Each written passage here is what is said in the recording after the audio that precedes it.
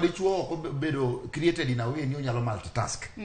Ngama dichuo ok nya riembo gari at the same time on use him mondo miya direction, this is the direction you go, before they realize they are on a ditch. Or before they realize you are a good driver. But before you realize, ntienga muse hit you from behind.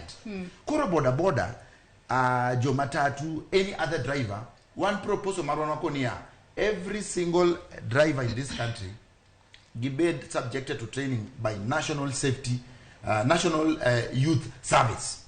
Gibed trained gi national youth service.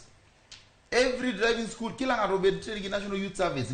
Training majoka chiwo is standard training. Major national youth service chiwo. Exactly.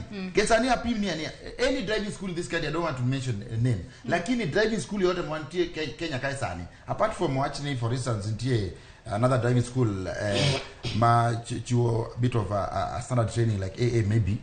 Lakini any other driving schools, training me a driver kwa driving school kawuono. They cannot drive comfortably and deliver you home. To manaka kiselero maber mane momiyo wantiere kod opere nyaroya okinyi makawuono opere nyaroya tiyo ka NTSA iwacho kanye yo makare ni NTSA onego be ni ngiyo kaka jowuoth nyalo bedo ni ritore e yo makare kata ngiyo safety manitiere apaya kacho opere kabiro korka kori angeyo ni winjo makare kaka Ken oloso kanyo wacho ni nyaka sani ponono nitiere kaka NTSA okosebedo ka timo tijge yo makare. In gimi nyalo wacho in kaka jago matiyo ka NTSA onego be ni jogo matiyo koda payni mapacho ka iyudo tiegruog e yo machalo nade obed jogo magi jo pikipiki jogo madwaro license kaka jogo mariembo